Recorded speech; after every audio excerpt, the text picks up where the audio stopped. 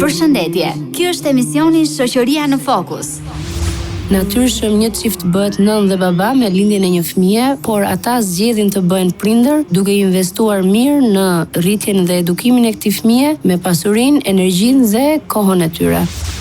Pra prindërimi është sfidë dhe edukimi është lëvizje nga errësira në dritë e dijeve të fëmijëve tanë. Për të qenë fëmijët tanë të suksesshëm, duhet i modelojmë me sjelljet tona dhe vetëm atëherë do të arrijnë suksesin.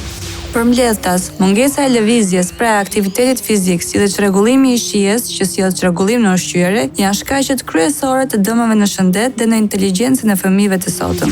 Çdo të hënë, të mërkurë dhe të premte, Shoqëria në Fokus, vetëm në Radio 1. Përshëndetje miq të dashur, jemi këtu në valët e Radio 1 93.2 MHz. Në fakt miq, kemi përfunduar një javë që uroj të ketë qenë sa më e mbar për ju. Të keni kaluar sa më mirë në familjet tuaja, në profesion, në punë ku do që ndodheni.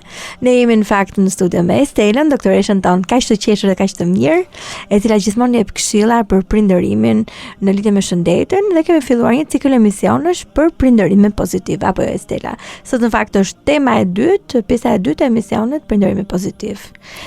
Le të themi që janë këshilla mi që duhet të ndiqni kolan, sepse vetëm në mënyrë të tillë mund të merret informacioni i plot edhe të le të themi të prindërojmë ashtu siç duhet.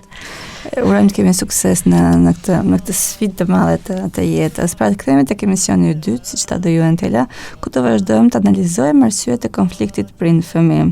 Pasi siç e tham, sjellja e dobët është vetëm një simptom dhe ne duhet të analizojmë shkaktarët. Emisionin që kalon lajm si detyrë shtëpie të vërtetonim sjelljen e fëmijëve, që të kuptonim çfarë i mungonte, ndjenja e përkatësisë apo ndjenja e rëndësisë, apo të dyja bashkë mbase. Sot do hedhim një sy tek sjelljet e prindit. Pra si sillemi ne gjatë ditës, a do kishim dëshirë të kishim mbi krye dikë si puna jonë? A do donim që drejtori, bashkëshorti, mamaja të sillej me ne pikërisht ashtu si sillemi ne me fëmijët. Nëse do merrim në konsiderat karakteret e njerëzve, do shihnim disa personalitete tiple, themi. Janë personalitetet kontrollues, kemi perfekcionistët, ndihmuesit dhe përmbushësit që mundohen të kënaqëjnë njerëzit. Asnjë prej tyre nuk është as i saktë, as i gabuar, secili ka pikat e forta dhe pikat e dobta. Dhe kur themi për shembull, kur themi personalitet kontrollues ose perfeksionist, nuk do të thotë që të përpiqemi të ndryshojmë, do të thotë është njësoj si të ecim kundra rrymës. Pra thjesht me këtë personaliteti flasim për tendencën e sjelljeve në një situatë, pra përgjigjen spontane që na vjen të përgjigjemi një situatë të caktuar. Pra nuk është një gjë e pamundur ndryshimi dhe modifikimi i përgjigjeve tona. Le të marrim me radhë dhe të shohim karakteret kryesore të secilit prind dhe të kërkojmë tek vetja pasqyrimin dhe sigurisht pastaj do flasim edhe për modifikimet që mund të bëjmë në bazë të karakterit që kemi. Pra ne duke përshkruar karakteret, prindrit të mendojmë për veten e tyre dhe për sjelljet e tyre. Atëherë kemi perfekcionistin. Perfekcionisti çdo gjë e bën në formën më të mirë, pra pothuajse në formën perfekte. Është modeli i suksesit dhe i vetbesimit dhe shpesh korrigjon të tjerët, ose edhe nëse nuk i korrigjon të tjerët, ka shumë dëshirë t'i korrigjojë të tjerët. Domethënë, ai shet tek njerëzit gjithmonë gjëra për të korrigjuar dhe ka pritshmëri të mëdha qoftë për veten, qoftë për të tjerët. Nuk është faqja e tij që ti bëj ka gjëra për të korrigjuar. Ta marrë me sportivitet, por në fakt nëse ke përballë një karakter ti nuk është fort e lehtë. Nuk është e lehtë të qëndrosh përballë këtyre. Tash ta marrë me sportivitet. Dhe pritshmëritë që kanë kaq të mëdha për veten dhe për të tjerët shpesh janë pritshmëri jo realiste. Dhe shpesh herë dhe pa dëshirën e tyre i bëjnë të tjerë të ndihen të paaftë dhe të pasigurt. Dhe besoj se çdo prind pak a shumë e gjen veten te ky karakter në mënyrën e tij të prindërimit, sepse gjithsesi jemi apo jo perfeksionist në jetë, me fëmijët vetja na duket gjithmonë perfekt. Dhe shpesh e teprojmë me kritika ndaj punëve të tyre, domethënë shpesh i fusim si thua fëmijët tek maja gjilpërës që t'i kalojnë të tëra shikose këtë kështu, sepse për karshit tyre ne ndjehemi perfeksionist. Çfarë duhet të kenë kujdes këta prindër? Duhet të kenë kujdes të tregojnë fëmijëve që i duan pa kushte. Pra shumë e rëndësishme, sepse ata mbjellin idenë se i duan vetëm kur fëmijët ka rezultate të larta. Pra shumë e rëndësishme të mëshojmë pjesës që mami, babi të do sido që të jenë rezultatet e tua, sido që të jenë sjelljet e tua, dashuria është diçka e pakushtëzuar. Gjithashtu do të kenë kujdes mos kritikojnë punën. Pra të vlerësojnë përpjekjen dhe kjo do t'i bënte fëmijët që sepse nëse do kritikojnë punën, t'i bënte fëmijët të hiqnin dorë nga përpjekja. Kemi shumë të rritur që as nuk e provojnë vetëm nga frika e dështimit. Pra të fokusohemi tek përpjekja që ka bërë fëmia për x gjë, tek mundi, tek mini arritjet sesa tek përfundimi. Pra nuk ka rëndësi që u mor 10 apo jo. Rëndësishme është të vlerësojmë punën sistematike. Pra një fëmijë që ka mësuar sistematikisht, ne i vlerësojmë punën që është shumë mirë që ti po përpiqesh kaq shumë, që po mëson në mënyrë të rregullt, dhe jo të lavdërojmë 10, bravo ke marrë një 10, pra mos na interesoj 10 apo të na interesoj puna e fëmijës. Sepse në jetë ajo 10 realisht nuk do vlej.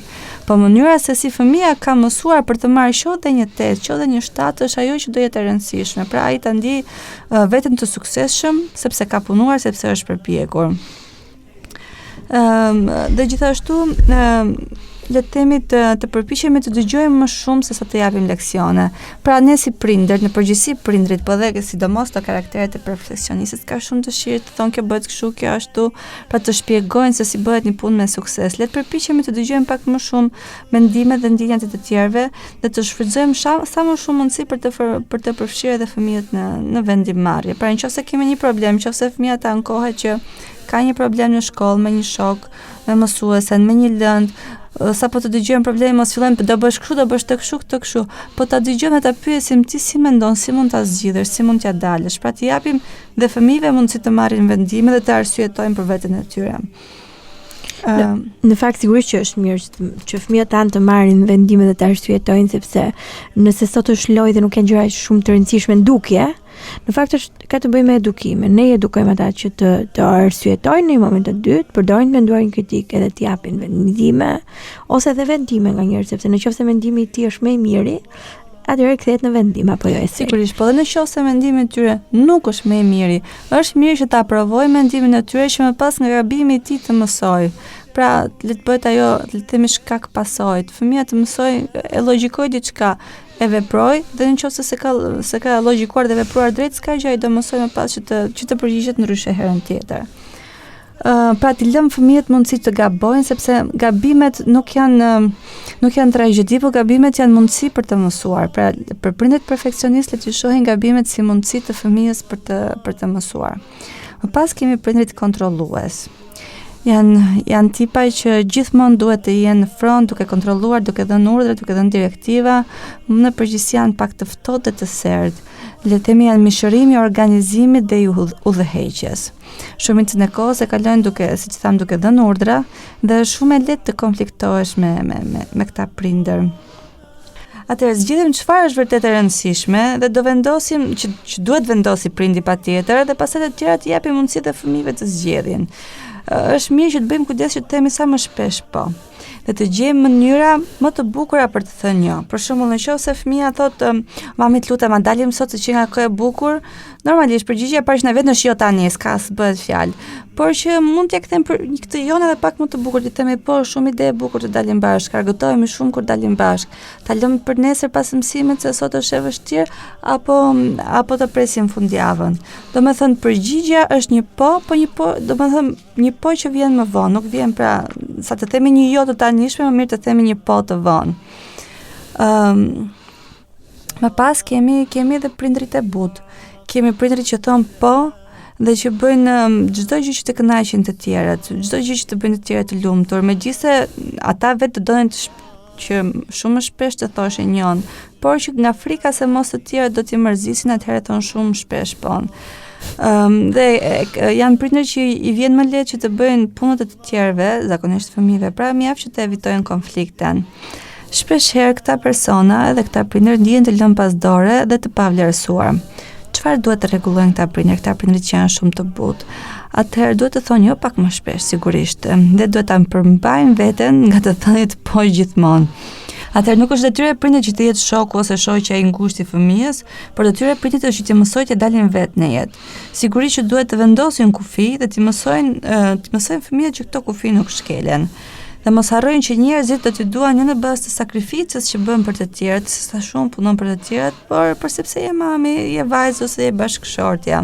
Pra nuk kemi pse sakrifikojni kaq shumë. Dhe së katërti do flasim për karakteret e prindërve që janë easygoing. Ata prindërit e lehtë, argëtues, që kanë si stil prindërimi ose si stil jetese, atë le të themi fjalën ec me rrjedhën. Janë shumë fleksibël. Kanë shumë pak ose as pak rregulla, shumë pak kufi. Dhe nuk i pëlqen të përmbajë një rutinë të përditshme. Pra janë ato prindër që shumë tolerant me fëmijët. Fëmijët hanë çfarë duan, flen kur të duan.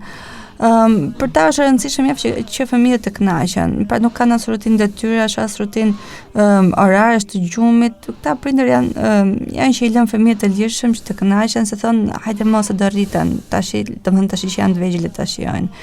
Çfarëdo që të vinë në përmend fëmijëve, prindërit pra do përpiqen me shpirt që t'ia zbatojnë mjaft që fëmijët të kënaqen. Sigurisht gjëja kryesore që duhet të rregullojnë këta prindër është që rregullimi i rutinave, sepse fëmijët e kanë të domosdoshme të kenë pika referimi gjatë ditës, që çdo ditë do jenë njësoj. Dhe gjithashtu këta prindër duhet të mendojnë për disa kufi që janë për të vendosur fëmijëve që janë të panegociueshëm. Pra çfarëdo që të ndodh, çfarëdo situate me këta kufi nuk negociohet, sidomos gjëra që kanë rëndësi etike, pra gjëra që rrezikojnë dhe jetën. Fëmijët vetë nuk i dinë kufin, dhe sa më shumë të lejosh, aq më shumë do kërkojnë. Gjithsesi dhe fëmijët që nuk kanë rutinë dhe që nuk kanë kufi të mirë përcaktuar, janë në përgjithësi fëmijë të pasigurt. Pra, sepse ai nuk e di se çfarë do t'i sjellë dita e nesërme, dhe sidomos problemi më shumë qëndron tek fëmijët e vegjël se tek të rriturit. Kështu që këta prindër duhet të punojnë shumë me vendosjen e rutinave, të paktën disa pika reference dhe në vendosjen e kufive. Gjithsesi në emisionet që do pasojnë, do përmendim rreth 30 teknika se si të kemi fëmijë të mirë edukuar dhe të aftë për jetën. Kështu që gjithë këshillat që përmendëm do të ceken në detaje. Pra çdo prind, çfarëdo qoftë karakteri i tij, do marrë mjaftueshëm teknika në ballafaqimin e fëmijëve për të evituar sa më shumë konflikte për të pasur persona të aftë për jetën. Dhe para se të kalojmë tek teknikat konkrete, që besoj është ajo që prindërit mezi po presin, do bëj dhe pak teori dhe premtoj që me këtë pjesë pra e mbyllim pjesën teorike të emisioneve.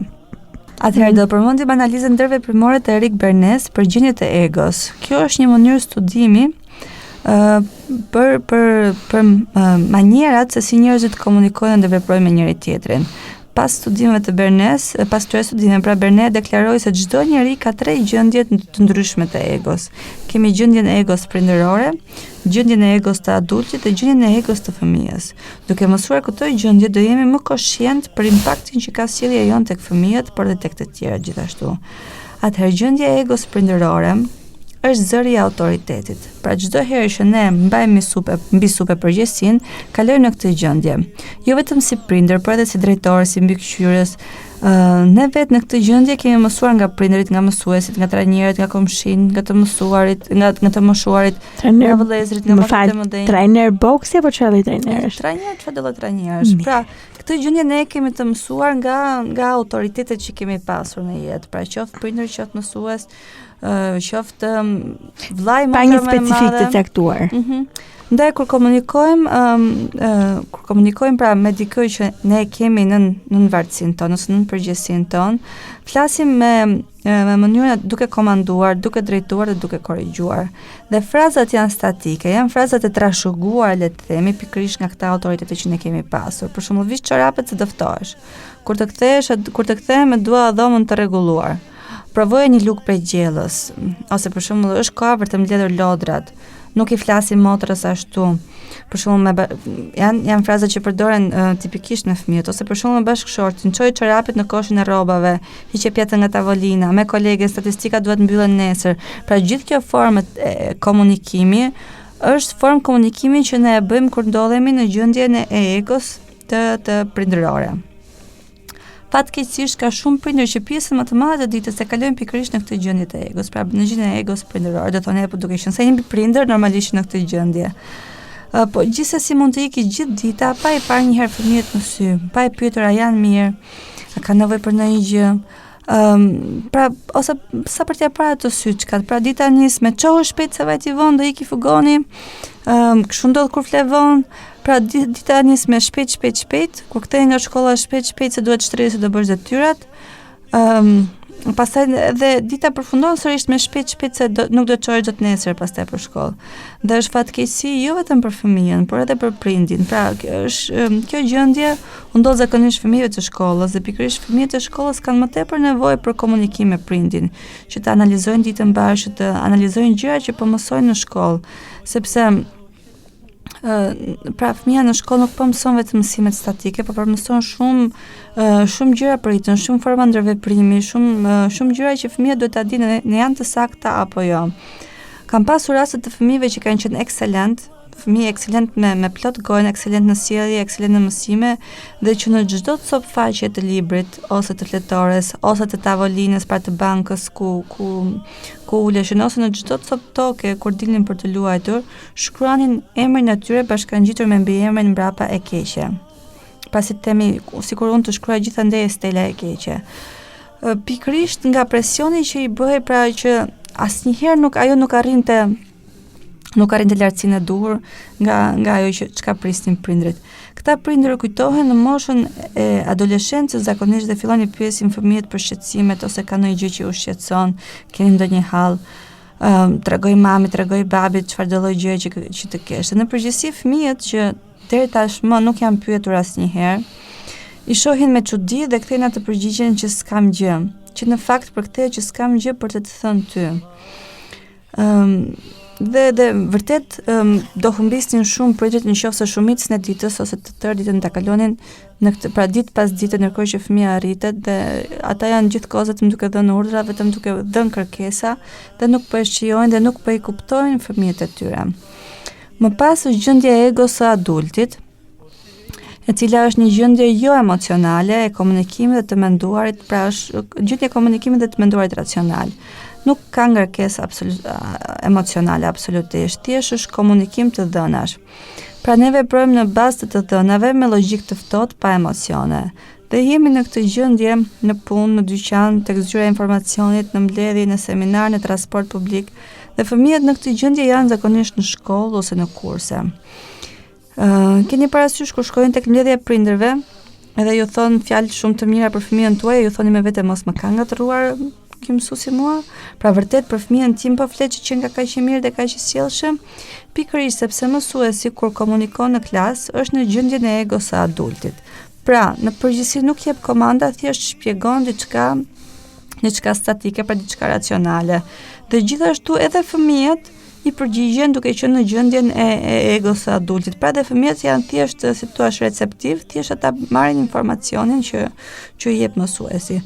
Nëse mësuesi do rrëshqiste nga kjo gjendje e egos së adultit, pra do dilte nga ana profesionale, dhe do kalonte në gjendjen e egos prindërore, pra do fillonte të jepte komanda, sigurisht që do kemi një rrëshqitje të sjelljes së nxënësve. Dhe në qoftë se ne në shtëpi do flasim me fëmijën në këtë formë, kur t'i shpjegojmë diçka, do flasim pikërisht në këtë formë, pra në gjendjen e egos së adultit, do evitonim shumë zënka dhe konflikte për pushtet që krijohen mes prindit dhe fëmijës. Sepse kur i flasim në këtë formë, fëmijët janë më bashkëpunues dhe ndjejnë veten të aftë për të ndihmuar. Dhe gjithashtu duket sikur janë ata që po vendosin që të na ndihmojnë neve, pra që nuk janë detyruar, por ata me vullnetin e tyre vendosin për të na ndihmuar. Sepse kjo mënyrë komunikimi jo emocionale është dhe jo gjykuese, as gjykuese as paragjykuese, dhe është më me respekt ndaj fëmijëve. Më pas do flasim për gjendjen e tretë, që është gjendja e egos së fëmijës dhe është një gjendje shumë emocionale, pra është gjendja e emocioneve të forta, qoftë pozitive, qoftë negative. Është gjendje të qeshurave, saqë nuk mbajmë saqë mbajmë barkun me dorë, por është edhe gjendje e përgjigjeve impulsive, e inatit të fortë dhe të bërtiturave. Sigurisht që në këtë gjendje fëmijët kalojnë shumicën e kohës, pra fëmijët dominojnë nga emocionet të forta, qoftë pozitive, qoftë negative. Ajo që do dëshironin fëmijët për prindrit do ishte që ata të ishin më shpesh në gjendjen e egos së fëmijës, por në atë pozitive. Pra që të luajmë me fëmijën, të argëtohemi, por fatkeqësisht prindrit paktën në Shqipëri dhe kur janë në gjendjen e egos së fëmijës janë në atë negative, dhe kjo është shumë e rrezikshme. sepse neve dhe kur I disiplinojmë fëmijët me ndëshkim, në thelb nuk po I disiplinojmë, por thjesht po shfryjmë nervat tona. Pra neve kalojmë në këtë gjendje në egos së fëmijës, që tham ishte e përgjigjeve impulsive dhe inatit të fortë, dhe neve nuk I disiplinojmë në atë formë të ashpër, po thjesht shfryjmë nervat, siç e përmenda. Pra vërtet fëmijët jo vetëm në Shqipëri, po kudo në botë më parë rriheshin. Pra, le të themi ndëshkimi fizik ishte si formë disiplinimi dhe formë disiplinimi goxha e përhapur dhe që shihej drejt, por fëmijët e dihishin që do ndëshkoheshin fizikisht për disa sjellje të caktuara. Pra, ata nëse do ta ndërmerrin një veprim, e dinin shumë mirë që pasojë e këtij veprimi do ishte ndëshkimi fizik. Nëse kapeshin duke bërë këtë veprim pra të ndaluar, ose do e pristin pra me ndërgjegjje të plotë ndëshkimin, ose do kërkonin falje. Ndërsa sot, të paktën tek ne, fëmijët përsillen shumë të rrezikshme, mund të mos I ndodhë asnjë, por ndërkohë nga ana tjetër vetëm se e bezdisi babin ose mamin nga celulari, vjen një kopaçe pa e kuptuar fëmia pra pse I ndodhi kjo. Dhe pa e pritur, aq më tepër pa e pritur. Ose dje mami mund të ishte në qef dhe kur fëmia fliste fjalë të hishme qeshte, dhe ndërkohë që fëmia I përsërit të njëjtat fjalë sërish ditën tjetër, por që mami nuk është më në qef, atëherë fëmia le të themi ndëshkohet fizikisht sepse u soll po në të njëjtën formë. Pra nuk ka asnjë lloj le të themi fatkeqësi shohim të rritur që në gjendjen e egos së fëmijës negative, që të rriturve shumë rrallë lejohet të kalojnë në këtë gjendje për mos thënë asnjëherë. Dhe kjo ndodh shpesh, ndodh për shembull në rrugë, dikush nxehet se dikush bëri një parakalim të keq dhe fillon e shan. Dhe kjo është gjendje në egos së fëmijës në formën negative dhe fëmia mëson këtë nga prindi. Prindi shaos, pra si reagoi prindi te kjo situatë, reagoi duke sharë, duke u konfliktuar. Shohim të rritur që dhe të papriturve që ndodhin në jetë reagojnë keq, pra për shembull harruam çelësat e makinës. Dhe kemi të rritur që shfryen ti e ke fajin, një smëllini mund të kokë, gjëra të tjera të tilla. Dhe normalisht dhe fëmia mëson të reagojë kështu. Pra kjo I duket përgjigjja le të themi normale, kjo I duket përgjigjja standarde kur ndodhen situata të tilla. Dhe të tëra këto I shohim të mishëruar më pas tek vëllezërit dhe motrat më të vogla ose edhe më vonë në shoqëri. Dhe kur këto sjellje ne I shohim tek fëmia, çuditemi dhe I kritikojmë që s'duhet të sillemi kështu, nuk I flitet motrës tu, nuk qellohet motra për arsye të tilla ose nuk qellohet motra fare kur ja shpjegojmë, por në fakt to janë thjesht imitimi I sjelljeve tona. Gjithsesi kjo ishte le të themi si pjesa e fundit e teorisë, sa për të shpjeguar dhe sa për të bërë të vetëdijshëm prindrit që në çfarë gjendje jemi ne gjatë ditës, se çfarë komunikimi bëjmë ne gjatë ditës, mbase çdo prind ka parë pjesë za ose le të themi pjesë të plotë të mënyrës se si ai sillet në familje me fëmijët e tij. Dhe fakti që prindrit janë duke na dëgjuar këtë emision është një hap shumë I rëndësishëm që ata ka vendosur të bëjnë diçka ndryshe, pra të rregullojnë këtë mënyrë sjellje që fatkeqësisht deri diku e kemi dhe të trashëguar. Dhe tani është koha për detyrën e shtëpisë dhe kalojmë tek pjesa praktike e këtij emisioni dhe gjithë emisioneve që do vinë. Është pra detyrë që kanë prindrit gjithë javën që vjen deri në emisionin tjetër është gjetja të paktën 10 minutave çdo ditë ku qendra e vëmendjes të jetë fëmia. Dhe karakteristike e kësaj kohe është që të jetë koha vetëm për vetëm me një fëmijë. Pra pa fëmijët e tjerë dhe pa celular, pa ekrane, pa shpengime të tjera. Dhe të jemi prezent jo vetëm me trup, pra jo vetëm me fizikun ton, po të jemi prezent me mendjen dhe me zemrën ton. Të jemi prezent 10 minuta pa ndërprerje dhe të bëjmë një aktivitet që e zgjedh vetë fëmia. Përfitimet e këtij 10 minutë çdo ditë me secilin fëmijë janë përfitime lehtësisht të matshme, sepse janë kolosale, pra janë përfitime që duken, që bien në sy. Fëmia merr vëmendje pozitive kur nuk e kërkon. Pra fëmia nuk qan. Ne ja ofrojmë këtë 10 minutë vetë nga ana jon. Dhe gjithashtu fëmia vendos se çfarë do bëjmë. Duke e bërë atë të kuptojë që e para I sigurohet për rëndësinë që ka tek neve, duke I kushtuar vëmendje çdo ditë dhe gjithashtu sigurohet që shihet e tij, që zgjidhjet e tij na kënaqin dhe ne. Dhe kur koha mbaron, zakonisht fëmijët do kërkojnë më shumë, sepse nuk janë të sigurt që kjo kohë do u kthehet prapë.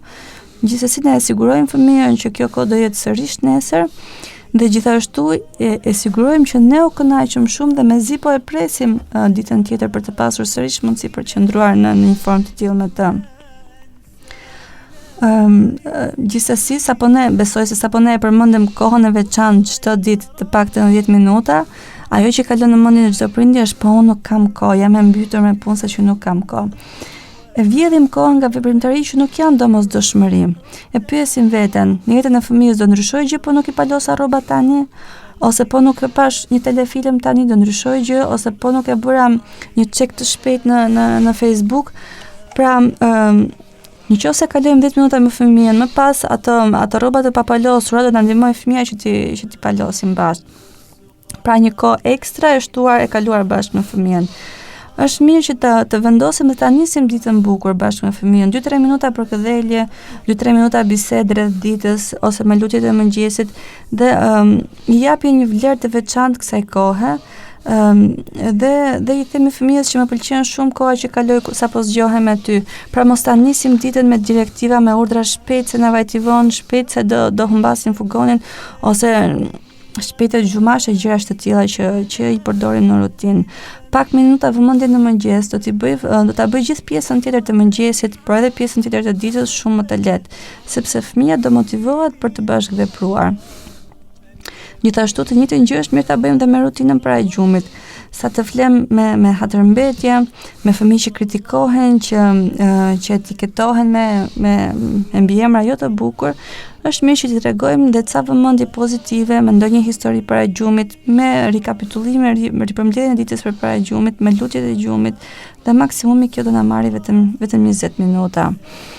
Për fëmijët që janë më të vegjël i japim ca vëmendje më shumë kohës së banjës, e kthejmë në lojë, kohën e ushqyerjes, gjithashtu e bëjmë pjesë të komunikimit ton me fëmijën sy më sy, pra jo kohë që fëmijën e vendosim para një ekrani dhe ushqim. Pra momentet e zakonshme të ditës mund t'i kthejmë në momente të veçanta me pak vullnet. Ose për shembull në makinë kur shoqërojmë për në kurse, fikim radion për pasi të mbarojë emisioni dhe flasim me fëmijën duke evituar pyetjet që përfundojnë me përgjigje po ose jo. Edhe dëgjoni miq të dashur, sepse Stella e theksoi që kur janë tema që kanë bëjnë me edukimin, mbasi të mbarojë emisionin duhet sikur radio. Kjo është një detaj në fakt i rëndësishëm, sepse edhe këshillat që ne po japin janë që ju të prindëroni sa më mirë. Po flisim edhe nëse kemi të bëjmë me adoleshent ose preadoleshent që e kanë vështirë të na hapen, e nisim ne, shpjegojmë ditën tonë, po jo vetëm veprimet e ditës, shpjegojmë dhe ndjenjat që kemi pasur gjatë ditës. Pra shpjegojmë që nga kjo situatë na rrodhën këto ndjenja nga një situatë tjetër patëm ndjesi të tjera dhe marrim mendimin e fëmijëve për çfarë na ka ndodhur. Pra detyra e ditës për gjithë javës tjetër është 10 minuta vetëm për vetëm me secilin fëmijë duke i kushtuar vëmendje pozitive larg çdo shpërqendrimi. Do më besoni, rezultatet do jenë lehtësisht të kuptueshme që pas 2-3 ditëve të para me këtë kohë të veçantë me fëmijët. Pra fëmijët do jenë më bashkëveprues, më të qetë, sepse do jenë të sigurt për rëndësinë që kanë tek ju dhe të sigurt për rëndësinë e vlerave që ata mbartin. Emisionin tjetër do ta shtjellojmë edhe një herë më shumë pjesën e kohës së veçantë me fëmijët dhe gjithashtu do kalojmë tek teknikat e tjera. Në qoftë se do kemi fëmijë të lumtur dhe prindër të lumtur, gjithashtu do kemi edhe fëmijë që smuren më pak, sepse është parë që njerëzit e lumtur, është bërë një studim faktikisht me njerëz të trisht dhe njerëz të lumtur, dhe tek ta është inokuluar një virus gripi. Pra është futur në rrugë subkutane virusi i gripit, janë kontaminuar qëllimisht. Dhe 1 në 2 persona nga ata që kanë qenë të trisht janë sëmurur, ndërsa ndër personat e lumtur 1 ndër 5 persona është sëmurur. Pra ndryqimi është mbi 50% le të themi, kështu që një arsye më shumë për të pasur familje të shëndetshme dhe të lumtura. Shumë faleminderit të dashur, unë uroj që ju të keni dëgjuar këshillat që sapo tha Stella, që janë këshillat e një mjekeje e cila na ofron jo vetëm shëndet, por edhe lumturi. Shumë faleminderit Estel. Ju lë në programacionet e tjera të Radio Njishit, së bashku dëgjuesë dashur do të ridëgjohemi. Përshëndetje. Ky është emisioni Shoqëria në Fokus. Natyrshëm një çift bëhet nën dhe baba me lindjen e një fëmie, por ata zgjedhin të bëhen prindër duke investuar mirë në rritjen dhe edukimin e këtij fëmie me pasurinë, energjinë dhe kohën e tyre. Pra prindërimi është sfidë dhe edukimi është lëvizje nga errësira në dritë e dijeve të fëmijëve tanë. Për të qenë fëmijët tanë të suksesshëm duhet i modelojmë me sjelljet tona dhe vetëm atëherë do të arrijnë suksesin. Për mbledhtas, mungesa e lëvizjes pra aktivitetit fizik si dhe çrregullimi i shijes që sjell çrregullim në ushqyerje janë shkaqet kryesore të dëmave në shëndet dhe në inteligjencën e fëmijëve të sotëm. Çdo të hënë, të mërkurë dhe të premte, shoqëria në fokus, vetëm në Radio 1.